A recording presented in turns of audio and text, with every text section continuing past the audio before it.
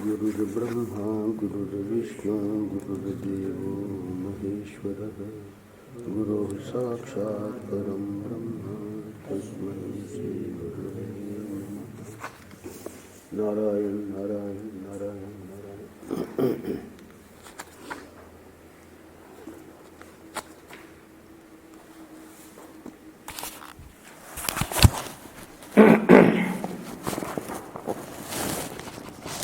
12 फरवरी आनंद रत्नाकर। भजन करने की रीति यही है। आज का पृष्ठ भागवत विमर्श भाग 2। विमर्श का अर्थ होता है भागवत पे चिंतन, भागवत के श्लोकों में गहराई से प्रवेश करके और उसमें क्या क्या रत्न छुपे हैं, महापुरुष लोग उन रत्नों को निकालते हैं। पहले के महापुरुषों ने संस्कृत में विद्वान होते थे, संस्कृत में टीकाएं लिख दी। तो महर्षि ने कोई संस्कृत की टीका तो भागवत में नहीं लिखी। भागवत का अनुवाद सर्वसाधारण के लिए 2 खंडों में जो उपलब्ध है वो करवा दिया, वो कर दिया। और प्रवचन महर्षि के भागवत पर बहुत सारे हुए, अलग अलग प्रसंगों पर भी भागवत कथा महर्षि करते थे, सप्ताह कथा, पाक्षिक कथा। तो एक बार भागवत के चिंतन को लेकर यानी भागवत विमर्श, ये विषय जो महर्षि को दिया गया, या महर्षि ने ही चुना होगा, महर्षि को तो कोई क्या विषय देगा। तो महर्षि ने 80 से भी ज़्यादा प्रवचन किए। हम लोगों के सौभाग्य से वो सब रिकॉर्ड हो गए थे पुरानी मशीनों में। उसके बाद तो बहुत सारी मशीनें बदल गई हैं, अब तो सब डिजिटल आ गया है। तो फिर भी उसको अब डिजिटल में कर दिया गया है। और यद्यपि वो सभी प्रवचन लिखे तो नहीं जा सके, पर उसमें 3 पुस्तकें, एक तो मेरे हाथ में है, ये भागवत विमर्श 2 है, बस इतनी ही साइज की पतली सी भागवत विमर्श 1 है।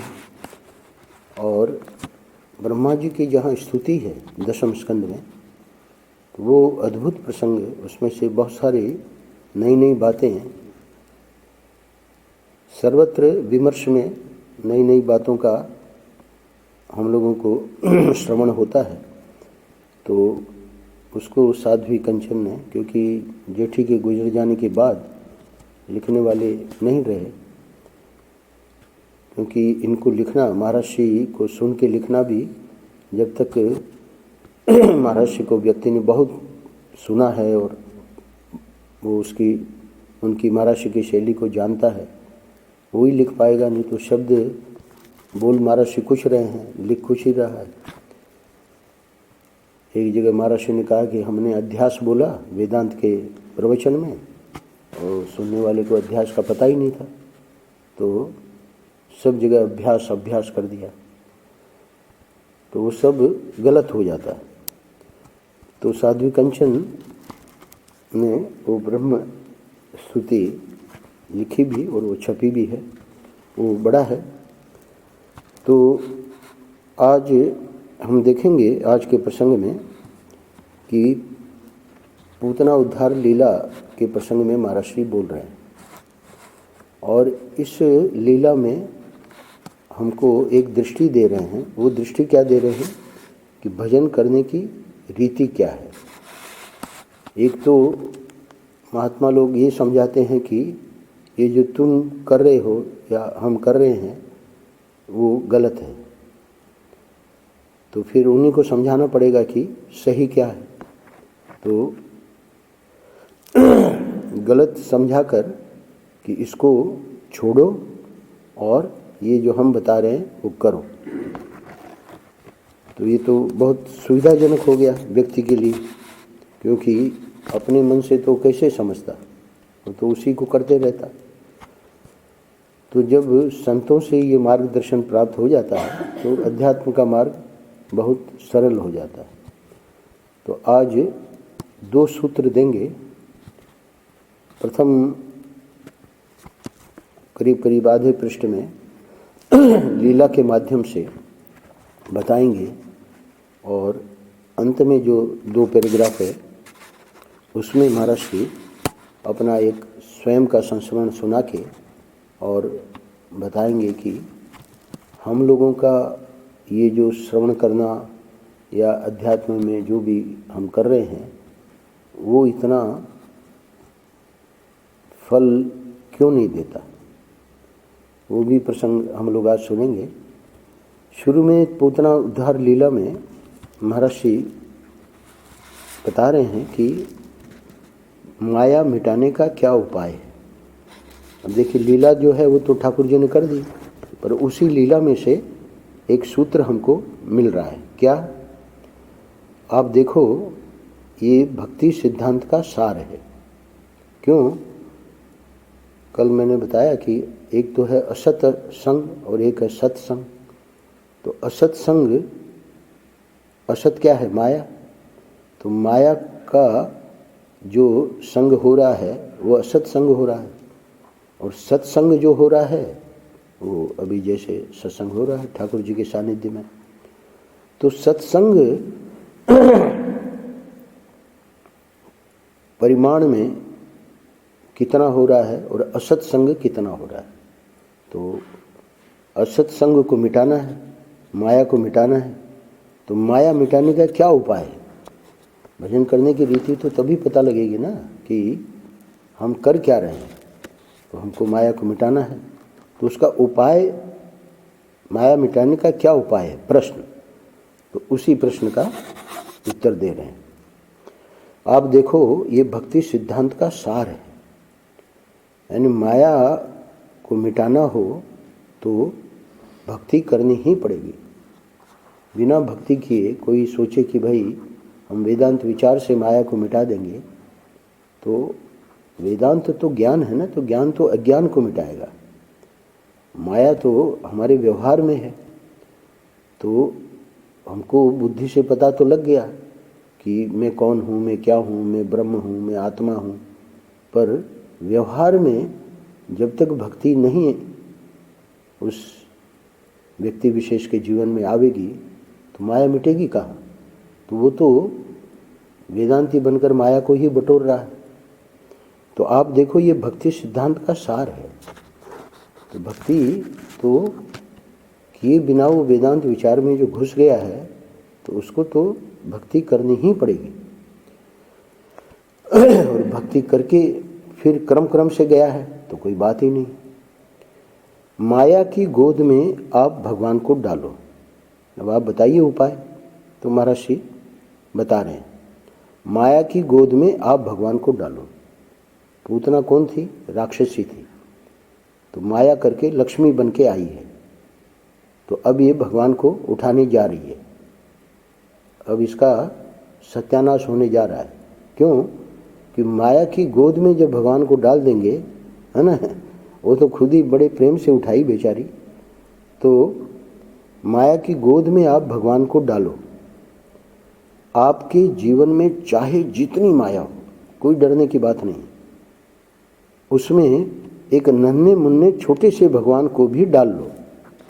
यानी जरूरी नहीं है कि ठाकुर जी जब सुदर्शन चक्र लेके और वहाँ महाभारत युद्ध में, तो तभी माया को मार सकते हैं। अभी तो छोटे से हैं, लाला है, वो क्या मारेंगे माया को। बोले इसकी परवाह मत करो। कह रहे हैं कि आपके जीवन में चाहे जितनी माया हो, उसमें एक नन्हे मुन्ने छोटे से भगवान को भी डाल लो। हमारे लड्डू गोपाल है ना, यहाँ से दिखेंगे भी नहीं, है ना। आंखें पता लगी कि भाई जब जन्माष्टमी का वो था तो भाई आँख ही इनकी गायब है। तो इतने नन्हे मुन्ने, है ना। तो उसमें एक नन्हे मुन्ने छोटे से भगवान को भी डाल लो। कि कह रहे हैं कि माया तो पूरा है ही है, माया से तो व्याप्त है जीवन, पर एक काम करो। संत क्या कह रहे हैं कि एक हमारे कहने से एक नन्हे मुन्ने छोटे से भगवान को भी डाल लो, तो उससे क्या होगा महाराज, है ना, माया प्रबल पड़ेगी और वो तो छोटा सा क्या कर पाएगा। बोले नहीं, चिंता नहीं करो। यह जो तो महाराज, तो यह तो महाराज छुगुनी छूकर पहुंचा पकड़ने वाला है।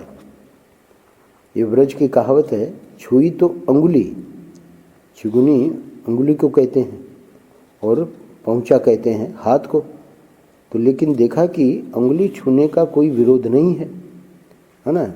हम ने जब डाल लिया अपने गोद में, तो ठाकुर जी ने देखा कि विरोध नहीं हो, तो उतना तो दूध पिलाना चाह रही है, तो क्या करता है, हाथ ही पकड़ लिया। अब महाराज वो छोटा सा बालक जो है उसके स्तन को पकड़ के और है ना चूसने लगा। तो ये क्या हुआ, उसको तो लगा कि मुझे बड़े प्रयास से पिलाना पड़ेगा, अभी बहुत छोटा है ना। तो ये नन्हा मुन्ना बालक जो है वो उसको डाल लो अपनी गोद में।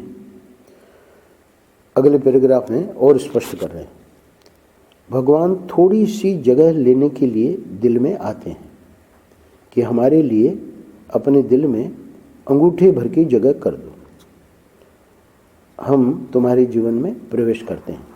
तो व्यक्ति को लगता है कि कोई खास बात नहीं है, यानी हमारी घर गृहस्थी सब बनी रहेगी और ये भी थोड़ी सी जगह मांग रहे हैं तो दे देता है। और जब भगवान जीवन में प्रवेश करते हैं तब यह माया रूप जो पूतना है ये नष्ट हो जाती है। तो उसी कथा के प्रसंग में ये बात भक्ति के सिद्धांत का सार बता रहे हैं, क्या कि जीवन में बस प्रवेश हो गए तब ये माया रूप जो पूतना है ये नष्ट हो जाती है। जितने हम लोग बैठे हैं सब अपने जीवन को देखें तो हम क्या थे और आज हमें कहाँ हैं, क्या हो रहा है हमारे साथ, तो ये हुआ कैसे। तो इस महर्षि जिस बात को समझा रहे हैं वो बात समझ में आ जाएगी कि करने वाले वो ठाकुर हैं। किसी को ये अभिमान न बने कि मैं कर रहा हूँ, ये मेरे किए हो रहा है, कुछ नहीं, बस उनको प्रवेश दे दिया। इसीलिए महर्षि ने एक जगह लिखा है कि अगर तुम्हारी चाह है तो ठाकुर जी का दरवाज़ा खटखटाओ। तो हाँ भाई चाह तो है, व्यक्ति कहेगा। तो बोले कि जब खटखटाओगे दरवाज़ा, इसे आनंद रस रत्नाकर में पृष्ठ है, वो खोलेंगे। अब जब दरवाज़ा खोलेंगे तो तुमको अंदर ले लेंगे और अंदर लेकर दरवाज़ा बंद कर देंगे। अब देखो बाहर थे तब तक तो ठीक था, अपने सब परिवार संबंधी। अब जब खटखटाया तो अंदर चले गए अब हम और ठाकुर जी। वहाँ महर्षि ने लिखा है कि अब वो तुम्हारे साथ क्या करेंगे, है ना, इसके ऊपर वो तो स्वतंत्र हैं। अब चाहे तो तुमको अपने सिंहासन पर बैठा लें, है ना, चाहे तो तुमको पीस दे। पीस दे का मतलब कष्ट दे। तो भाई भगवान क्यों कष्ट देंगे। वो महर्षि कहते हैं वहाँ कि अब तुम अंदर चले गए, खटखटाया दरवाज़ा, अंदर चले गए, अंदर ले लिया तुमको, है ना, दरवाज़ा बंद कर लिया। अब तुम कोई शर्त मत लगाओ कि हमको आप ऐसे रखो ऐसे मत रखो। या तो दरवाज़ा खटखटाना नहीं था, अब जब खटखटाया है तुमने तो अब कोई शर्त नहीं चलेगी। तो इसीलिए कह रहे हैं कि क्यों, क्योंकि तो हमारे कल्याण के लिए ही करेंगे। जो कुछ हमारे साथ करेंगे अंदर लेकर, उसमें हमारा परम कल्याण है। तो अगर डर है तो फिर इस मार्ग में आओ नहीं, और अगर आ गए तो उसी को कह रहे हैं कि हम तुम्हारे, क्या कहते हैं ठाकुर जी, भगवान थोड़ी सी जगह लेने के लिए दिल में आते हैं कि हमारे लिए अपने दिल में अंगूठे भर की जगह कर दो, हम तुम्हारे जीवन में प्रवेश करते हैं। तो हमको भी अच्छा लगेगा कि भाई ठाकुर जी प्रवेश कर ले तो अपना भी, है ना, बढ़िया खाना पीना, भौतिक सुख, है ना, जो भी चाहिए हमको, तो सकाम से ही, भक्ति सकाम से ही शुरू होती है। ज्ञान विज्ञान योग में 7वें अध्याय में भगवान ने कहा कि 4 प्रकार के मेरे भक्त हैं। भक्त गिनाए उनको, ये जो अर्थोपार्जन के लिए, भोग के लिए जो भक्ति करते हैं, है ना, भगवान की भक्ति, देवताओं की भक्ति नहीं। उसी अध्याय में देवताओं की भक्ति को स्पष्ट कहा है कि देवताओं की भक्ति करने वाले को फल तो देने वाला मैं ही हूँ, पर वो मूर्खता कर रहे हैं। क्या मूर्खता कर रहे हैं? अरे भाई सीधे मेरी भक्ति करे, है ना, तो मैं उनको उनके कल्याण के लिए दूंगा। देवता लोगों को कल्याण की नहीं पड़ी है, उनका तो सीधा हिसाब किताब है ना, ये करो तो ये हम तुमको देंगे। देखो वहाँ मूल भागवत में आया है, वसुदेव जी भगवान के पिता नारद जी को कहते हैं ये देवता लोग तो बड़े विचित्र हैं, ये तो कभी नुकसान भी कर सकते हैं। कैसे? देखो इंद्र की पूजा बंद कर दी, कितना बड़ा हो, तो ठाकुर जी ने गिरिराज उठा लिया, सबको बचा लिया, क्या उसको क्रोध आया है। और वो कोई सामान्य नहीं है इंद्र, वो तो भगवान ने उसके अभिमान को तोड़ने के लिए जानबूझ के वो लीला करी। और उस प्रसंग में बता रहे हैं, इन भागवत के प्रसंगों में ये नहीं है कि कथा सुन के और अपना बस संसार में लग गए। उसमें जो सिद्धांत भरा पड़ा है, उसमें जो दर्शन भरा पड़ा है ना, उस दर्शन को समझना है। दर्शन क्या बता रहे हैं कि देवता लोग जो हैं, वसुदेव जी वहाँ कहते हैं नारद जी को, यानी उनको बड़ी प्रसन्नता हुई है कि संत आए हैं। तो संत जो हैं वो तो हमेशा हमारे कल्याण के लिए ही करते हैं। नारद जी वहाँ कहते हैं संत और भगवंत ये दो ही ऐसे हैं जिनको कोई अपना स्वार्थ है ही नहीं। देवताओं का तो अपना स्वार्थ है, इसलिए 7वें अध्याय में भगवान ने, तुमने पूरा अध्याय याद तो कर लिया, और उनके श्लोकों के अर्थ जब श्लोक पढ़ो तो श्लोकों के अर्थ में, है ना, क्या रहस्य भरा पड़ा है, यही रहस्य है। आगे के श्लोकों में, अध्याय के अंत में भगवान ने निंदा की है देवताओं की जो पूजा आदि करते हैं। क्यों निंदा की है? कि वो नुकसान में है। अरे भाई उतना ही परिश्रम, उतनी ही पूजा हम सीधे ठाकुर जी की करें, ये बैठे हैं हमारे सामने, है ना, वो शनिश्चर ने थोड़ी काम किया, काम तो ठाकुर जी ने किया। कीर्ति ऐसे ही थोड़ी मिल गई थी, कीर्ति मिली है ठाकुर जी की कृपा से, है ना। अब ना वहाँ जाके पीपल के नीचे और बैठ के हनुमान चालीसा क्या पता नहीं क्या करते थे। तो देवताओं की क्यों निंदा इसलिए की है कि हम लोग मूर्खता कर रहे हैं। जितना परिश्रम, जितना हम, है ना, समय ठाकुर जी की भक्ति करके और अपना परम कल्याण कर सकते हैं, तो छोटी छोटी सकाम भक्ति, तो वहाँ भगवान कहाँ कह रहे हैं कि मेरे पास भोग के लिए व्यक्ति ना आवे, मेरे पास धन के लिए व्यक्ति ना आवे। वो तो साफ कह रहे हैं कि मेरे 4 प्रकार के भक्त हैं, जो कष्ट में है वो भी मेरे को बुलाते हैं। द्रौपदी ने बुलाया, गजेंद्र ने बुलाया, है ना। और जो अर्थोपार्जन ध्रुव ने क्या मांगा, किस लिए गया ध्रुव? अरे उसने बाप ने कह, उसने उसकी सौतेली माँ ने कह दिया कि इस बाप की गोद में बैठना है तो पहले मरो, मर के मेरे पेट से पहले जन्म लो। हद हो गई, तेरे पेट से जन्म लेने के बाद। तो इतनी मूर्खतापूर्ण बात उसने कही, पर फिर भी उसकी जो ध्रुव की माँ थी वो समझ गई कि ठाकुर जी इस पर कृपा करना चाह रहे हैं। बोले बेटा उसने सही कहा, ये नहीं उसकी कोख से जन्म लेना है वो बात नहीं, भगवान की भक्ति करो ये बात सही कही। तो वहाँ ध्रुव को गोद में, पिता की गोद में बैठना मतलब सिंहासन, तो उसको जो सिंहासन चाहिए था, बाद में तो उसको बड़ा पश्चाताप हुआ, वो बात अलग है कि हमने क्या मांग लिया, है ना। तो कहने का मतलब अर्थार्थी भक्त भी भगवान के भक्त हैं। उनको भगवान कभी ऐसा नहीं है कि भाई वो एक जो श्लोक है, लोग उससे बहुत डरते हैं कि सब हमारा छीन ले। भगवान जो है जिस पे कृपा करते हैं तो उसका सब धीरे धीरे छीन लेते हैं। तो उस व्यक्ति का जो कि भगवान को ही चाहता है और कोई कुछ नहीं चाहिए। तो देखिए सुदामा, उसका कहाँ छीना, बल्कि उसको तो सुशीला को जो चाहिए था, क्या नहीं दिया सुदामा को। तो वो छीनने का अर्थ इतना ही है कि जो चाह रहा है इस मार्ग में कि मुझे वो वस्तु मिले। जैसे परम पूज्य महर्षि के पास हम आए चरणों में, तो महर्षि तो जान रहे थे ना कि भाई हमारे चरणों में क्यों आया है। कोई व्यक्ति कुछ भी, कोई डॉक्टर की ज़्यादा महिमा नहीं है अध्यात्म दृष्टि से, वो कोई भी चीज़ छोड़ के महापुरुष के चरणों में जा रहा है तो उससे बड़ी चीज़ चाह रहा है ना। तो उससे बड़ी चीज़ मेहनती तो नहीं है, उससे बड़ी चीज़ है ना, महंत मंडलेश्वर बन गए तो वो तो फिर संसार ही बटोरा ना, माया ही बटोरा। तो वहीं से तो शुरू हुआ आज का पृष्ठ कि माया मिटाने का क्या उपाय है। तो उपाय तो ठाकुर जी को बस यहाँ इस 2 पैराग्राफ में बहुत ज़बरदस्त बात महर्षि कह रहे हैं कि बस उनको जीवन में तुम स्थान दे दो, इतना ही करना है। और वो हम लोग कर ही दिए हैं। तो अब कर दिए हैं तो ये आगे की जो प्रक्रिया हो रही है ये ऑटोमेटिक हो रही है। इसमें कभी अपने को ये नहीं सोचना चाहिए है ना कि हम इतना जल्दी उठ के और हम मंगला आरती पे आते हैं और हम शिव जी की स्तुति करते हैं इतनी ठंड में। कुछ नहीं, हम तो बस रजाई ओढ़ के सोने वालों में हैं। ये तो ये कृपा कर रहे हैं है ना कि ऐसा यहाँ का वातावरण बना दिया। नहीं पहुँचोगे तो राजेंद्र ने शर्मा जी को बैठा दिया, तो अब डर के पहुँचेगा व्यक्ति कि भाई शर्मा जी क्या सोचेंगे।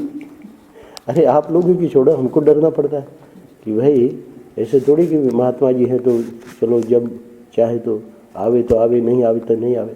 हैं ऐसे लोग भी जो महाराज जी, मैं आज सवेरे ही इनको कह रहा था कि सवेरे ही अच्छी नींद आती है। रवि महाराज जी बोलते हैं कि सवेरे नहा करके पहुंच जाओ। सही बात है। तो ये ठाकुर जी की कृपा देखिए, यानी अब देखिए, यानी हम इनको सोच रहे हैं कि इनके कारण हम आ रहे हैं, पर इनका तो सीधे ठाकुर जी से इनके ऊपर तो कोई है नहीं। ये नहीं आएंगे तो राजेंद्र वहाँ से नहीं कहेगा कि भाई शर्मा जी आप क्यों नहीं पहुँच रहे हैं, है ना। क्योंकि हम लोग शिकायत इनकी थोड़ी लगाएंगे। भाई हम राम प्रसाद की या शुभम की तो शिकायत लगा सकते हैं, पर हम राजेंद्र ये थोड़ी कहेंगे कि भाई शर्मा जी आजकल आते ही नहीं। आवे आवे, हमने तो शुरू में ही जब ये हमारी सत्संग में आने लगे हमने इनको साफ कहा। हमने कहा आपको ज़रूरत ही नहीं है हमारी सत्संग में आने की। बोले स्वामी जी अब जब यहाँ आ गए हैं तो और करना क्या है। तो कहने का मतलब ठाकुर जी की यहाँ ये जो वाक्य है वो अपने जीवन में घटाना है और घटा के देखना है कि कैसे ठाकुर जी कृपा कर रहे हैं। तो समझ में आवेगा कि ये तो अद्भुत बात है, बिना हमारे चाहे, बिना हमारे प्रयास किए अपने आप हो रहा है। यहाँ का ये सत्संग कोई हमारी योजना थोड़ी थी। देखिए इसके कमल के चित्त में प्रेरणा दी कि स्वामी जी आपने पुस्तक तो दे दी पर आप इस पर बोलते तो है नहीं। तो पहले चाबी देने आप लोग आते थे, हमने कभी बोल दिया कभी नहीं बोला 4-5 मिनट के लिए। तो जब नहीं बोलते थे तो इसको बुरा लगता था। तो हमने सोचा भाई जब ऐसी इस प्रकार की आतुरता है तो ये ठाकुर जी का तरीका है, इसमें ना हमारी बड़ाई है ना उसकी बड़ाई है, बड़ाई ठाकुर जी की है। उनको जब कृपा करनी होती है ना। अब इनको यहाँ ला के रख दिया ओमेक्स में, है ना।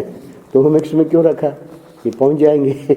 मंगला आरती में कौन पहुँचेगा, नहीं पहुँच पाएगा व्यक्ति। मंगला आरती के बाद ये जो सत्संग है इसमें रुचि होना वो भी बहुत बड़ी बात है। चलो मंगला आरती में भी पहुँच जाए, आरती करके चला जाए। हमारा वो सफ़ेद बाल वाला है आता है बेचारा, अब बैठ सकता है कुर्सी पे बैठ के सुन सकता है, पुस्तक ले गया है ना। तो पुस्तक पढ़ने से थोड़ी समझ में आएगी, वो तो कोई समझाएगा। तो कृपा ठाकुर जी सब प्रकार के करते हैं, यानी ऐसा नहीं उस पर कृपा नहीं है। जो जिस कक्षा का है उतनी कृपा करते हैं। अब उसके ऊपर इतनी कृपा करेंगे या हम बैठने लगेगा तो नहीं बनेगा। तो ठाकुर जी जानते हैं कि किस पे कितनी कृपा करनी है। तो यहाँ पर हमको इतना ही समझना है कि जब भगवान जीवन में प्रवेश करते हैं तब यह माया रूप जो पूतना है ये नष्ट हो जाता है। हम चाहते तो यही है ना, एक सूत्र हमको मिल गया कि असत संग छोड़ना है और सत्संग करना है, और देख रहे हैं कि जीवन में असत संग भरा पड़ा है। तो ठाकुर जी कह रहे हैं कि कोई चिंता नहीं है, असत संग में छुड़ा दूंगा। तुमने मेरे को प्रवेश दे दिया जीवन में, बस इतना काफ़ी है। अब तुम निश्चिंत रहो। तब जिसका जैसे छुड़ाना है है ना। किसी को जल्दी कह रहा है कि अब हमको अगला जन्म लेना ही नहीं, हमारे जैसे लोग, तो ठीक है, कोई चिंता नहीं, तुमको हम किसी माँ के पेट में नहीं भेजेंगे, है ना। ये जो जन्म है ये दिखा रहा है कि पिछले जन्म में हमने प्रमाद किया। अगर पिछले जन्म में हम ये कर लेते, जन्म मरण का चक्र हम लोग सुन तो लेते हैं पर हम इसकी उपेक्षा कर देते कि क्या है इसमें, जन्म मरण के चक्र में क्यों ये संत लोग इतना इसकी निंदा करते हैं। इस बात को समझना है। रमण महर्षि कहते हैं कि ये रोग होता है ना, जिसके लिए हम डॉक्टर के पास भागते हैं, भागेंगे। अभी देखिए महेशानंद जी की स्थिति, यहाँ रहे 1 महीना, अभी नीलेश से, डॉक्टर नीलेश से पौना घंटा वहाँ अमेरिका से बात करवाई। वो तो बहुत सुलझा हुआ है, संत है वो, तो उसने बताया कि क्या गलती हुई है डॉक्टर द्वारा। वो दवा जो जल्दी 5 मिलीग्राम नहीं करनी चाहिए थी, है ना, उसने जल्दी कर दी। तो कहने का मतलब ये है कि अब वो फिर से तकलीफ में आ गए। अब तो जा रहे हैं, जाएंगे वहाँ दिल्ली। तो कहने का मतलब वो रोग के लिए जब व्यक्ति यहाँ ये तो मैं दृष्टांत दे रहा हूँ सबके लिए, है ना। अब हमारे सूरत गए शर्मा जी, डॉक्टर ने कह दिया डायबिटीज़ है। अपना इतना प्रेम से शक्कर लेते थे, अब माता जी रोकती है ना। अब देखिए कंट्रोल हर जगह। तो ये क्या दृष्टांत क्या देते थे रमण महर्षि कि रोग किस पे आया, शरीर पे। रोग शरीर पर ही तो आया, चाहे स्थूल शरीर को ले लो, चाहे सूक्ष्म शरीर को। किसी को मानसिक रोग हो जाते हैं, है ना, पगला गया आदमी। जो रोग शरीर पे आया तो व्यक्ति विक्षिप्त हो गया। रमण महर्षि कहते हैं कि ये रोग जो है जिसके लिए हम परहेज कर रहे हैं उसको छोड़ो, ये जो शरीर है वही रोग है।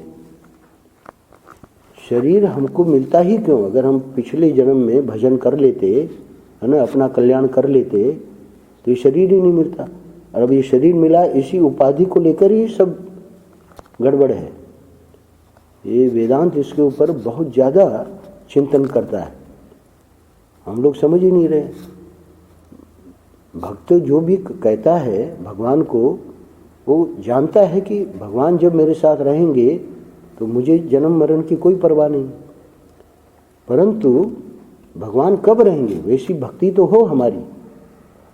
इसलिए परम पूज्य महाराज श्री आज कह रहे हैं कि भजन करने की रीति यह है, यानी अब ठाकुर जी पे छोड़ दिया, अब समर्पण कर दिया कि आप आ गए हमारे जीवन में और अब आप करिए, वो जो करे उसको करने दो बड़े प्रेम से।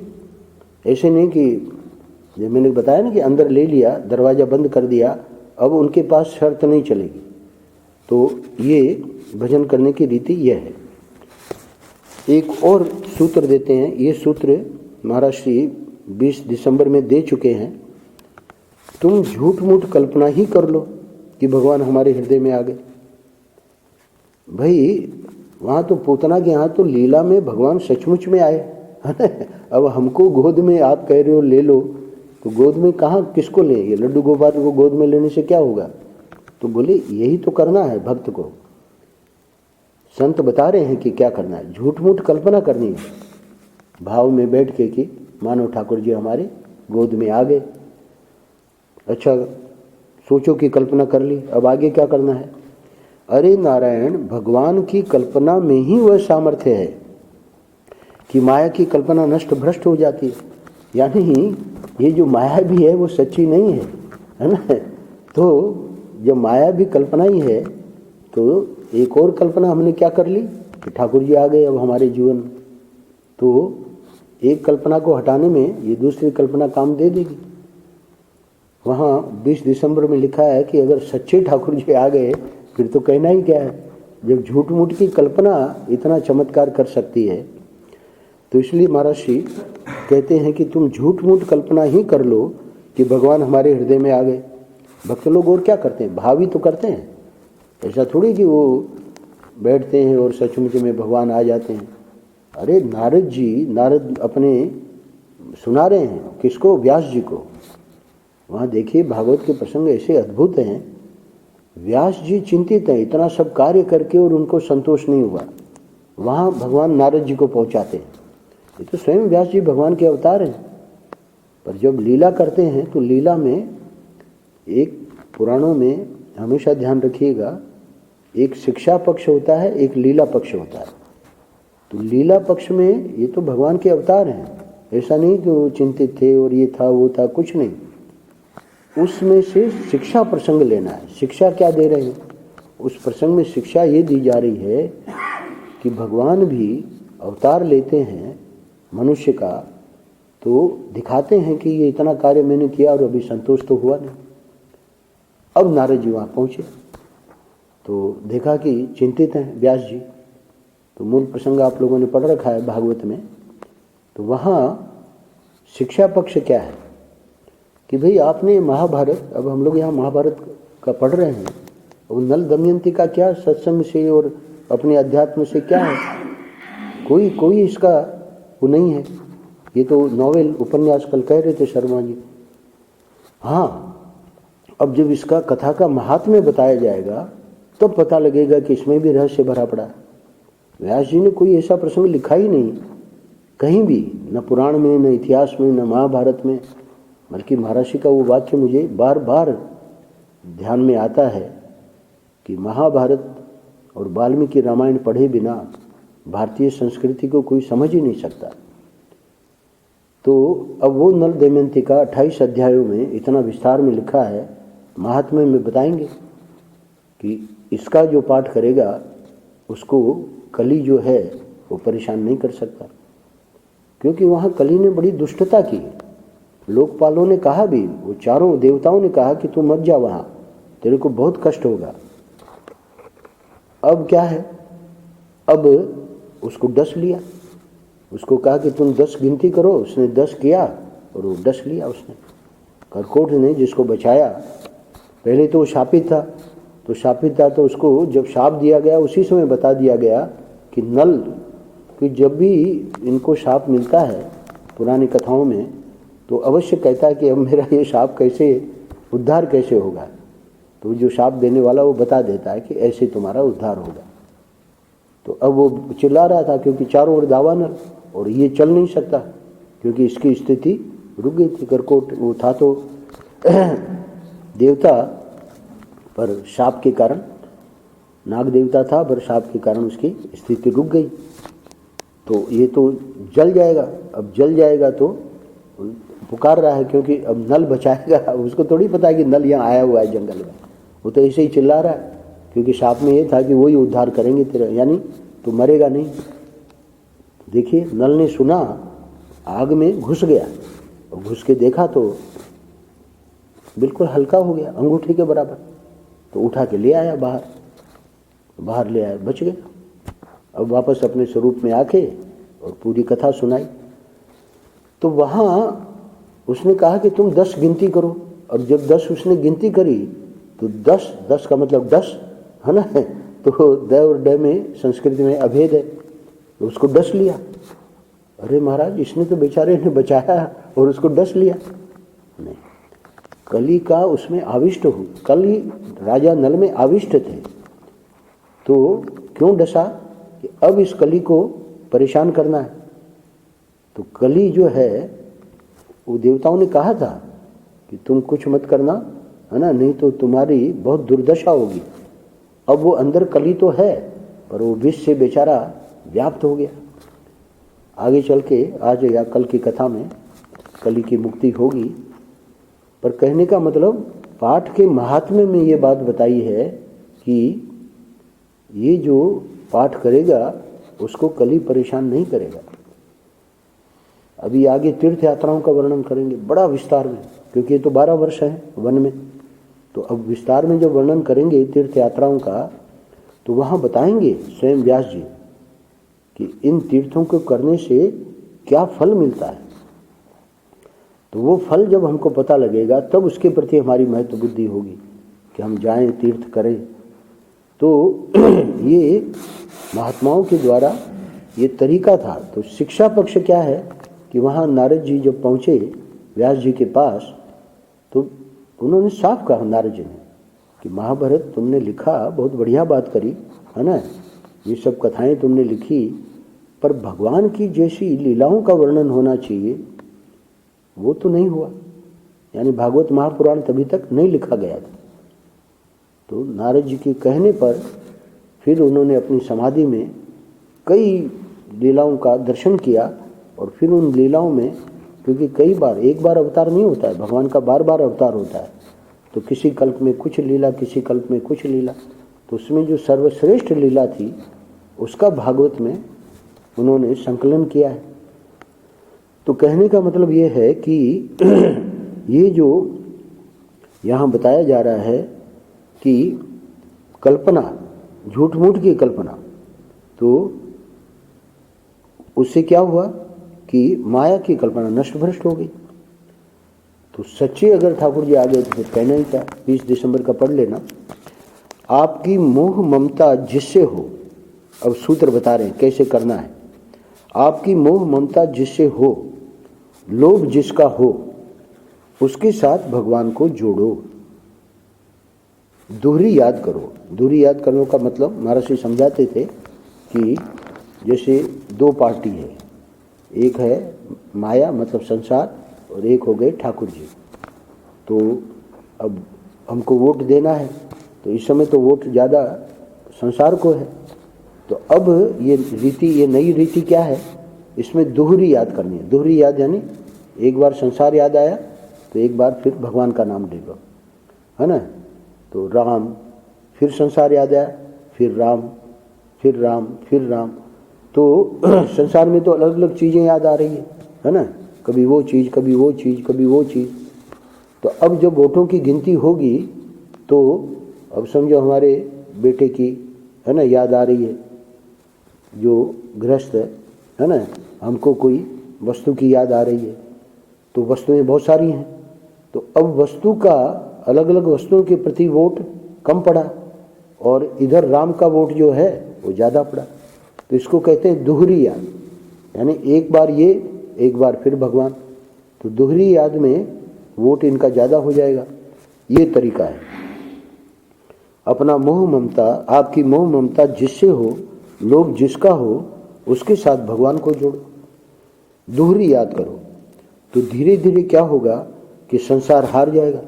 अब जब वोटों की गिनती हुई तो वो जो, क्योंकि अनेक वस्तुएं हैं ना संसार में, तो और उनके प्रति हमारी मोह ममता है, तो दोहरी याद के कारण वोट उधर ज़्यादा पड़े और ये हार गए। भगवान जीत जाएंगे, विष मर जाएगा, अमृत रह जाएगा, है ना। तो पूतना बेचारी मर गई और ठाकुर जी रह गए। वो तो आई थी उनको मारने के लिए, तो वो कहाँ, ठाकुर जी थोड़ी मरे। बच्चों को तो मार दिया, बहुत सारे बच्चों को मारा उसने, पर ये तो अमृत है ना, अमृत स्वरूप है, तो इनका तो मरना ही नहीं है। इसीलिए महर्षि ने लिखा है इसी में, जो पुस्तक मेरे पास है, कि पूतना को भगवान ने आकर्षित किया, क्योंकि बच्चों को मार रही थी निरपराध। तो पहले हमारे पास आ जाए, है ना, ताकि बेचारे बच्चे, है ना, निरपराध मर रहे हैं, तो इसलिए जल्दी अपनी ओर बुलाया। बुलाया का मतलब उसमें प्रेरणा दे कि तुम जिसके लिए कंस ने भेजा है ना, तुम इधर आओ, ये बच्चों को मार रही हो, वो नहीं है, असली बच्चे तो हम हैं। तो वो अमृत रह गया, विष मर जाएगा, माया मर गई, पूतना मर गई। हम जानते हैं कि तुम तो दुनिया पकड़े हुए हो। महर्षि आप ऐसा क्यों कह रहे हैं? महर्षि कह रहे हैं कि भले तुमको ये पता नहीं है ना, कि तुम किसे पकड़े हुए हो, पर हमको पता है। व्यक्ति को भ्रांति रहती है कि हम तो बहुत भजन कर रहे हैं, है ना। कल मैंने सुनाया ना, मैं कितना पंक्चुअल हूँ, है ना, 10 मिनट। तो हम जानते हैं कि तुम तो दुनिया पकड़े हुए हो, परंतु भगवान के भजन करने की रीति यही है। तो एक प्रसंग यहाँ पूरा हुआ। अब ये प्रसंग जो हम लोग सुनते हैं उनका असर क्यों नहीं होता है, महर्षि बता रहे हैं। एक बार हम बहुत परिश्रम करके एक महात्मा के पास गए। नदी की बड़ी तेज धारा थी और जांग बराबर पानी था और पत्थर ही पत्थर थे। कभी भी पांव फिसल जाए तो सीधे गंगा जी में जाकर गिरते। बड़ी हिम्मत की, जान हथेली पर लेकर नदी पार की और महात्मा के पास पहुंच गए। अच्छा, आगे क्या हुआ? बड़े ही भयंकर थे वे, लाल लाल बड़ी बड़ी आंखें निकली हुई, काले कलूटे, लंबे तड़ंगे। वे बोले कि देखो, हाथ में धूल रखोगे तो उसमें मक्खन कैसे आवेगा? ज़्यादा सत्संग नहीं हुआ, बस एक ही बात कही। क्या बात कही? सत्संग में यही कहा कि हाथ में धूल रखोगे तो उसमें मक्खन कैसे आवेगा? पहले हाथ साफ कर लो, तब उसमें मक्खन लो, तब देखो उसका मजा आता है। अब ये बात महर्षि ने सुनी और सुन के उसका बड़ा प्रभाव पड़ा महर्षि के जीवन पे। क्यों पड़ा, आगे बता रहे हैं। पहले तो बता रहे हैं कि वो महात्मा ने जो कहा उसका अर्थ क्या है। अंतःकरण में से जरा यह माया मोह ममता जो है, इसको कम करके भगवान के साथ जोड़ो। तो भगवान महर्षि ने रीति बता दी है, दोहरा यानी वोट इधर ज़्यादा देना है ना। यानी जो दे दिया है गुरु ने, माला हाथ में पकड़ा दी है ना, तो रखने के लिए नहीं, उस पर जप करना है, नाम जप। चलो माला पे न भी करें तो बैठे बैठे मन इधर उधर भाग रहा है, कुछ नहीं। हमारे शर्मा जी ने बहुत बढ़िया बात कही, सूरत वालों ने, कि कभी कभी ऐसे यात्रा में ही लगता था कि ऐसे सांस रुक रही है और हमने जप किया और बड़ा आराम से सब। तो ये करना है, अंतःकरण में से जरा ये माया मोह ममता जो है उसको कम करने के लिए भगवान के साथ जोड़ो। बस इतनी ही बात उन्होंने बताई। क्या बात बताई? कि ये जब हाथ गंदा रहेगा तो मक्खन यानी ठाकुर जी का नाम भी, वो भी गंदा हो जाएगा। तो मक्खन खाना है तो हाथ तो साफ करना ही पड़ेगा। तो ये भयंकर संध्या, अब ये प्रसंग पूरा हो गया। अब महर्षि कह रहे हैं कि वो हमारे जीवन में उनकी बात का असर क्यों पड़ा, ध्यान से सुनिएगा। तो ये भयंकर संध्या जब याद आती है, वह भयंकर संध्या जब याद आती है तो वह उपदेश याद आ जाता है। लेकिन बड़ी तकलीफ सहकर हमको ये मिला।